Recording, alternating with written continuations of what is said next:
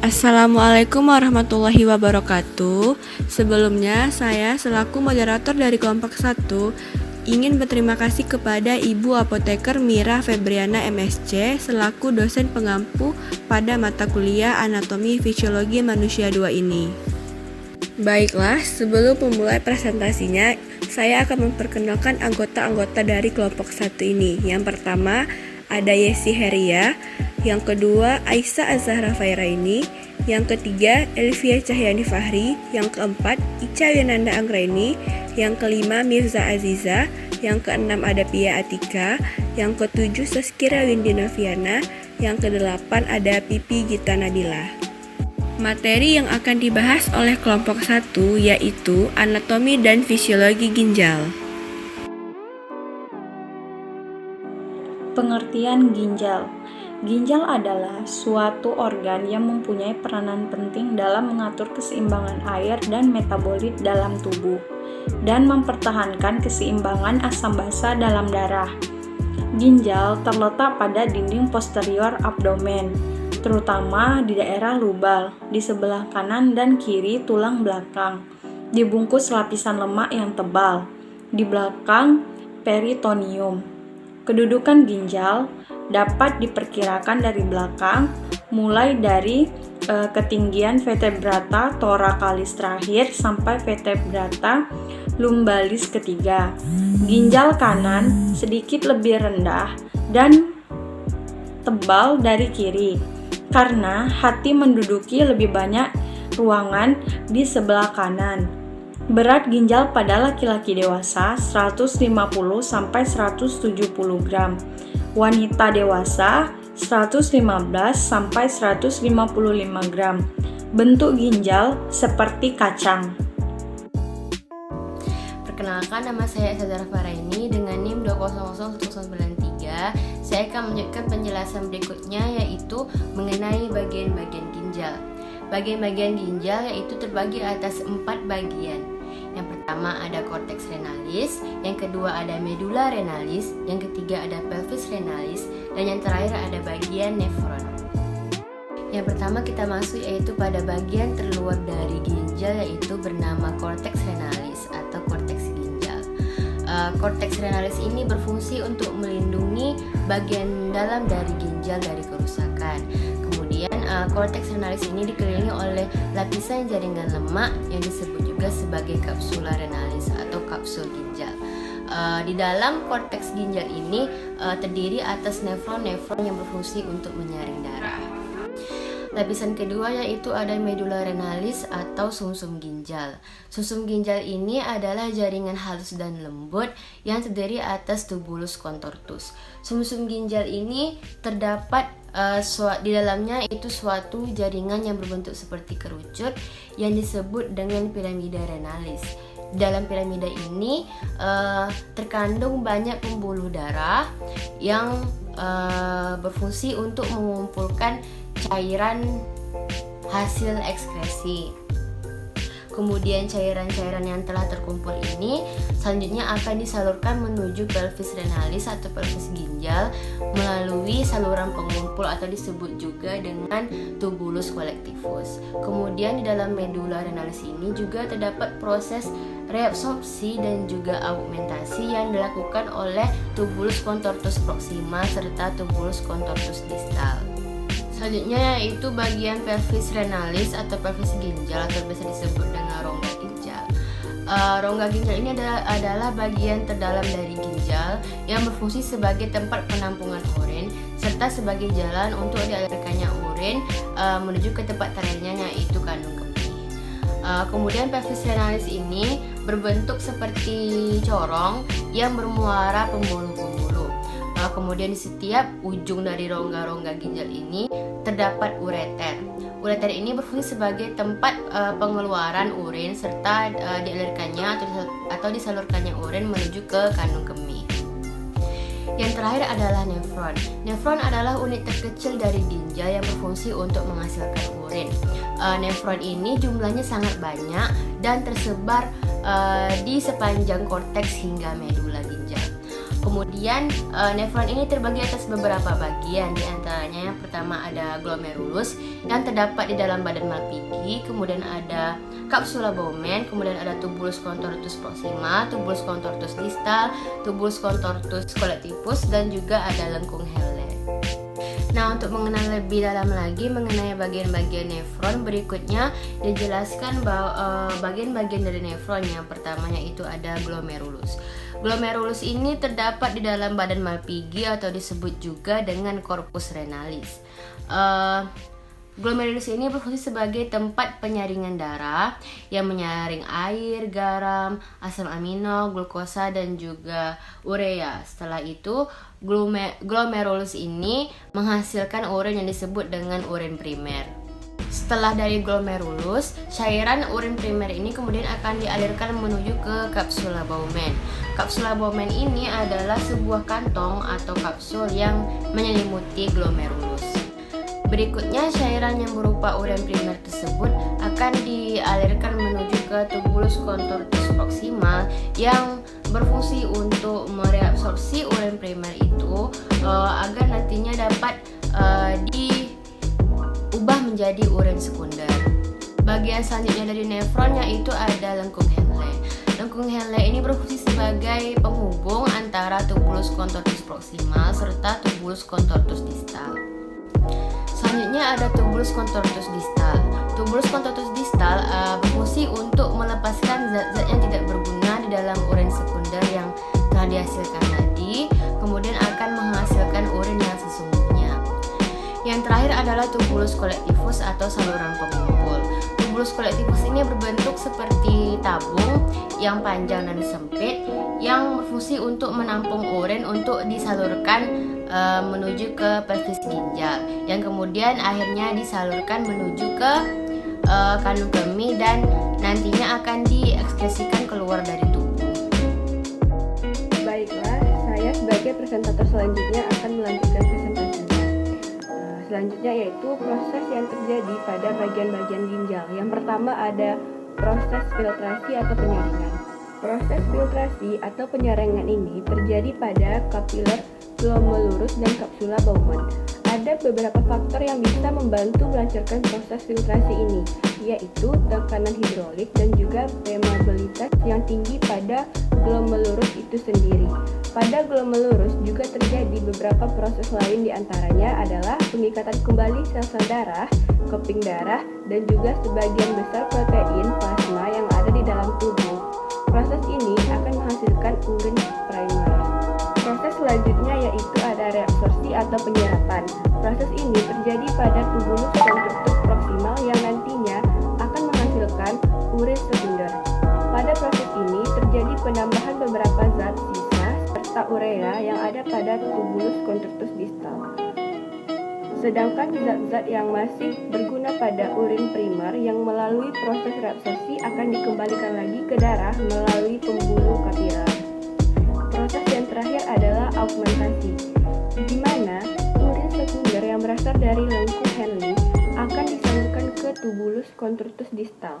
Pada bagian itulah urin sekunder akan mengalami proses augmentasi, di mana urin sekunder akan ditambahkan beberapa zat yang tidak dibutuhkan tubuh. Proses ini akan menghasilkan urin sesungguhnya yang akan dikeluarkan melalui ureter. Urin tersebut terdiri dari 96% air, 1,5% garam, dan 2,5% urea, sedangkan sisanya terdiri dari substansi lainnya. Sekian dari saya dan akan dilanjutkan oleh presentator selanjutnya. Baiklah, saya akan melanjutkan penjelasan mengenai hal-hal yang mempengaruhi produksi urin. Yang pertama, ada jumlah air yang diminum. Jika seseorang banyak meminum air, maka konsentrasi protein darah akan turun.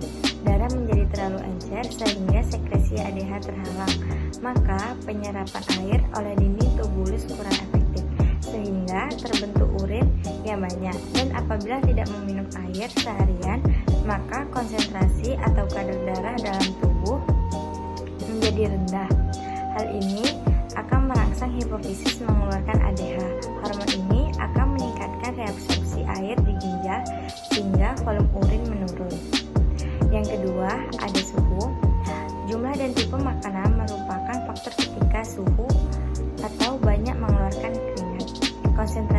dalam darah turun mengakibatkan sekresi ADH meningkat sehingga urin yang dihasilkan sedikit. Sebaliknya, jika suhu udara dingin, konsentrasi dalam darah naik sehingga menghalangi sekresi ADH, maka produksi urin banyak. Yang ketiga yaitu hormon antidiuretik. Hormon ini dihasilkan kelenjar hipofisis bagian posterior. Sekresi ADH dikendalikan oleh konsentrasi air di dalam darah. Hormon antidiuretik mempengaruhi proses penyerapan air oleh dinding tubulus.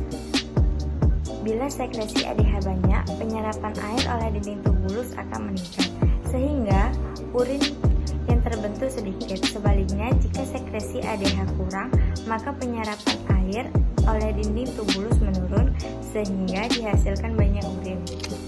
Yang ketiga yaitu diet intake. Jumlah dan tipe makanan merupakan faktor utama yang mempengaruhi output urin, seperti protein dan sodium mempengaruhi jumlah urin yang keluar. Kopi meningkatkan pembentukan urin intake cairan dari kebutuhan. Akibatnya output urin lebih banyak. Yang keempat yaitu stres dan emosi dapat menimbulkan produksi urin menjadi meningkat. Dan yang terakhir yaitu saraf. Rangsangan saraf renalis akan menyempit arterial efferent. Aliran darah berkurang, filtrasi kurang efektif, dan urin sedikit. Assalamualaikum warahmatullahi wabarakatuh. Perkenalkan, nama saya Mirza Aziza dengan NIM 2001118. Baik, di sini saya akan menjelaskan penjelasan dari pemateri sebelumnya mengenai fisiologi ginjal. Mekanisme utama nefron adalah untuk memberikan atau menjernihkan plasma darah dari zat-zat yang tidak dikehendaki tubuh melalui penyaringan atau difiltrasi di glomerulus, dan zat-zat yang dikehendaki tubuh direabsorpsi di tubulus. Sedangkan mekanisme kedua nefron adalah dengan sekresi atau prostaglandin oleh sel dinding ductus colligentes dan prostasiklin oleh arteriol dan glomerulus. Di sini ada beberapa fungsi ginjal adalah sebagai berikut. Yang pertama, itu mengatur volume air atau cairan dalam tubuh. Kelebihan air dalam tubuh akan diekskresikan oleh ginjal sebagai urin yang encer dalam jumlah besar. Kekurangan air atau kelebihan keringat menyebabkan urin yang diekskresikan jumlahnya berkurang dan konsentrasinya lebih pekat sehingga susunan dan volume cairan tubuh dapat dipertahankan relatif normal. Yang kedua, yaitu mengatur keseimbangan osmotik dan keseimbangan ion. Nah, fungsi ini terjadi dalam plasma bila terdapat pemasukan dan pengeluaran yang abnormal dari ion-ion. Akibat pemasukan garam yang berlebihan atau penyakit perdarahan, diare, dan muntah-muntah, ginjal akan meningkatkan ekskresi ion-ion yang penting, misalnya Na, K, Cl, Ca, dan fosfat. Selanjutnya yaitu ada ekskresi sisa-sisa hasil metabolisme atau ureum, kreatinin, dan asam urat. Nitrogen non-protein meliputi urea, kreatinin, dan asam urat. Nitrogen dan urea dalam darah merupakan hasil metabolisme protein. Jumlah ureum yang difiltrasi tergantung pada asupan protein. Kreatinin sendiri merupakan hasil akhir metabolisme otot yang dilepaskan dari otot dengan kecepatan yang hampir konstan dan diekskresi dalam urin dengan kecepatan yang sama.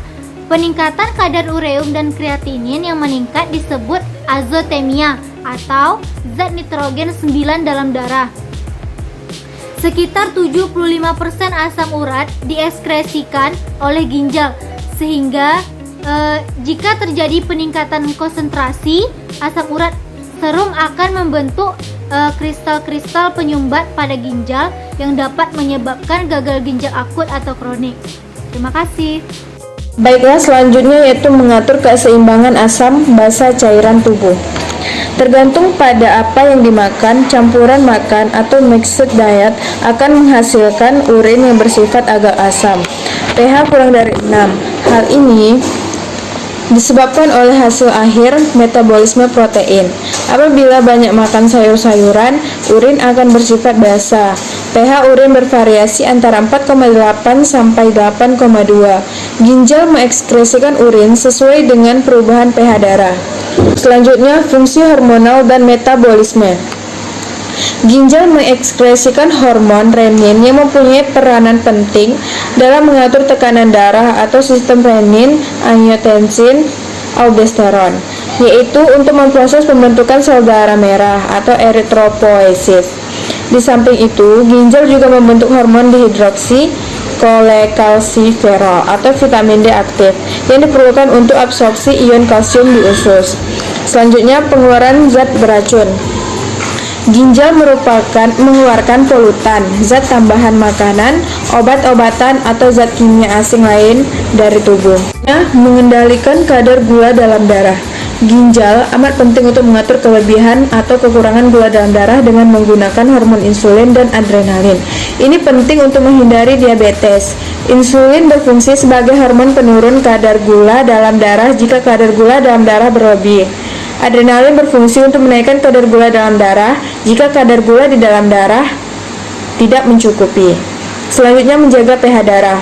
Ginjal mempertahankan pH plasma darah pada kisaran 7,4 melalui pertukaran ion hidronium dan hidroksil. Selanjutnya, penghasil zat dan hormon. Hormon yang dihasilkan oleh ginjal yaitu hormon eritroprotein atau yang disingkat dengan EPO, berfungsi untuk merangsang sel darah merah oleh sumsum tulang. Renin berfungsi untuk mengatur tekanan darah di dalam tubuh. Sementara kalsitriol merupakan fungsi ginjal untuk membentuk vitamin D, menjaga keseimbangan kimia di dalam tubuh. Selanjutnya, memproses ulang zat. Zat tersebut berupa glukosa, garam, air, dan asam amino.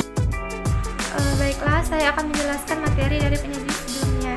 Nah, di sini saya akan menjelaskan mengenai peredaran darah ginjal.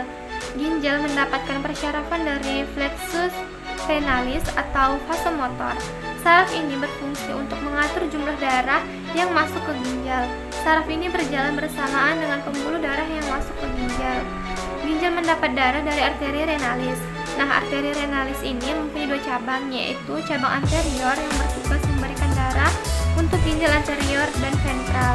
Cabang posterior bertugas memberikan darah untuk ginjal posterior dan dorsal. Nah, berikut ini adalah gambar skema peredaran darah ginjal. Ginjal mendapatkan aliran darah dimulai dari arteri renalis yang merupakan cabang dari aorta abdominalis. Arteri renalis berpasangan kiri dan kanan yang kemudian masuk ke ginjal melalui hilum atau hilus renalis. Di dekat hilus, arteri renalis akan menjadi 5 cabang arteri segmentalis. Arteri segmentalis selanjutnya bercabang menjadi arteri interlobalis, menempati tiap-tiap setiap piramid renalis. Selanjutnya, pembuluh darah ini bercabang menjadi arteri lobalis, menjadi 2-3 arteri interlobalis yang berjalan menuju korteks di antara piramid renalis. Pada perbatasan korteks dan medula renalis, arteri interlobalis bercabang menjadi arteri arcuata yang memanjang mengikuti lengkungan piramid renalis. Arteri arcuata akan bercabang menjadi arteri interlobularis yang kemudian menjadi arterioalveren yang menuju kapiler glomerulus di mana cairan dan zat terlarut difiltrasi untuk membentuk urin. Ujung distal kapiler glomerulus bergabung menjadi arteriola aferen dan berjalan menuju kapiler peritubulus yang mengelilingi tubulus ginjal. Kapiler peritubulus mengalihkan darah ke dalam pembuluh sistem vena yang berjalan berdampingan dengan pembuluh arteriola. Sistem vena ini membentuk vena arcuata, vena interlobularis, vena renalis, dan vena cava inferior, dan selanjutnya kembali ke jantung.